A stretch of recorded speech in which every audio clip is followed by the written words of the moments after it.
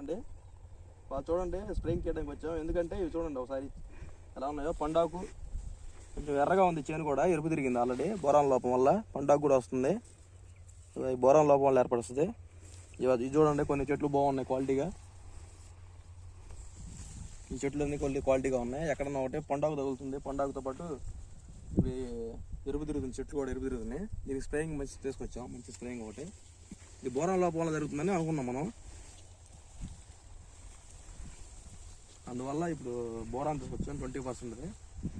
కొంచెం నిమ్మ ఎక్కువ ఉండటం వల్ల 13.45 కూడా తీసుకొచ్చాం మనం. అంటే ఎక్కువ పొటాష్ ఎక్కువ ఉంటుంది కాబట్టి, కాయ సాగే టైం కాబట్టి మనకి కాయ క్వాలిటీ వచ్చే అవకాశం ఉంటుంది. ఆ 13.45 కొడటం వల్ల ఏరిస్ కంపెనీ వాళ్ళది. దాంతోపాటు హ్యూమిక్ యాసిడ్ తీసుకొచ్చాం వేరు వ్యవస్థ పెరగడానికి. ఇంకా చేను క్వాలిటీ వచ్చింది, బాగా నలుపు వచ్చింది. ఈ పిన్నిస్లు ఎక్కువ రాలిపోతున్నాయి, దానికి కూడా పనికొచ్చింది. ఇది 13.45 అని సరేనండి. ఏమేమి కొడుతున్నాం మనం చూసాం కానీ చెట్లు ఆల్రెడీ ఎరుపు తిరిగినాయి, మొత్తం బాగా ఎరుపు వచ్చేసినాయి అనమాట. అదేంటంటే బోరాన్ లోపం. బోరాన్ లోపం అంటే ఇవి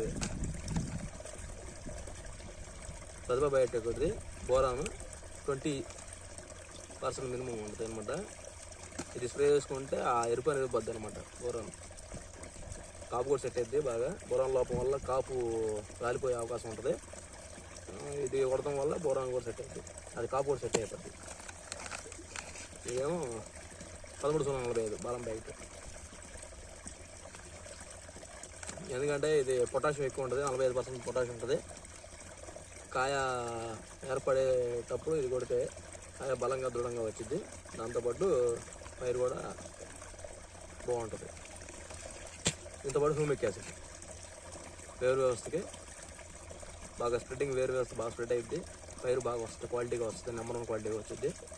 ఎకరానికి 450 గ్రాములు నుంచి 500 గ్రాములు వేసుకుంటే బాగుంటుంది. ఈ 3 బకెట్లో మిక్స్ చేసుకొని స్ప్రే చేసుకోవాలి.